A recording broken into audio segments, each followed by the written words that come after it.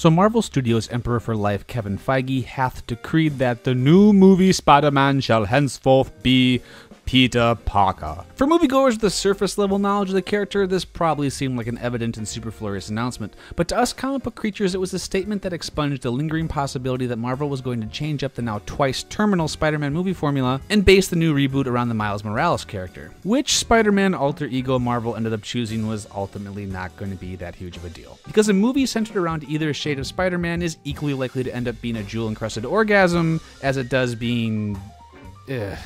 This episode will give you 5 reasons that Feige made the right choice by going with Peter Parker, and next week I'll release an episode where I give you 5 reasons that he's a big dumbo and should have picked Miles Morales. So let's get counting. Number 5. So they can unfuck everything. So I'm sure a large portion of you get an extra rosy feeling in your heart when you look back at the first 2 Raimi films, but looking back with a more mature, critical eye, those films have gooey pacing, a confused tone, and some major casting snafus. And when you pair those movies with the Dark Age movies, it's clear the story of Peter Parker has not yet been executed to its full potential on screen. So you can't really blame Marvel for wanting to give its most important character a worthy cinematic interpretation. Number 4. Your mom. Listen, if you're watching YouTube videos about Spider-Man, chances are you're a nerd and I don't have to explain to you who Miles Morales is, and why he's awesome and lovable and one of the best creative choices Marvel ever made. However, if Marvel only sold movie tickets to nerds, chances are the special effects budgets for their films would max out somewhere around sock puppet level. Marvel has become the prince of pop culture largely because they've made their movie properties so digestible that people like your mom can hop right in and enjoy them without getting lost in the nerd soup that is continuity. Peter Parker is the Spider-Man your mom knows. He floats at the surface level of cultural awareness. He doesn't require setup or mythos building or anything that involves crazy comic book silliness. Spider-Man just swings into frame and BAM! Everyone's caught up, everyone's having a good time. Number 3. Uncle Ben's dead. Yeah, we get it. Listen, if your mom knows who Peter Parker is, then we don't need to waste the first half of the movie watching Charlie Sheen's dad get carjacked for the 14th time. And then listen to him give the great power comes great responsibility speech in a white space flashback again. We can just start with the jumping and the punching, the flip and fighting dudes dressed like animals. Yeah. Number 2. Civil War, dude.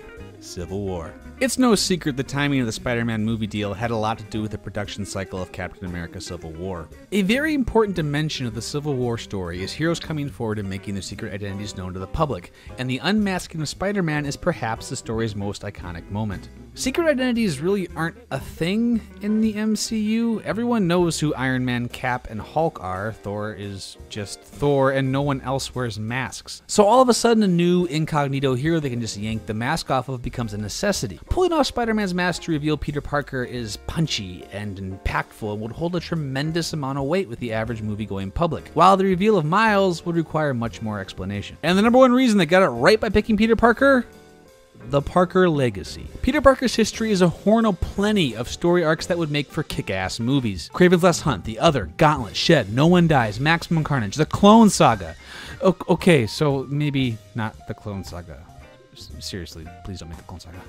And I'm not saying that Miles doesn't have great stories of his own, but Peter's been around for like 50 years. Peter Parker's history has been written by the greatest talents of multiple generations, while Miles' entire existence has primarily been the result of one dude, Brian Michael Bendis. And I don't buy the argument you could just tell Peter stories with Miles in the lead role. The main character of any story cannot be an interchangeable asset. Who Peter is, his personality, and his relationships with other characters feed into why those stories are effective. Removing him mutates the narrative, and it's going to give the whole thing a very processed Hollywood feel. Boom. Nailed it. You just watched the top 5 reasons that Marvel made the right choice by picking Peter Parker to be their movie Spider-Man. Make sure you come back next week when I give you the top 5 reasons that Marvel fucked up and should have picked Miles Morales. That is way more than 2 minutes of comics. I've taken more than enough of your time. Peace out.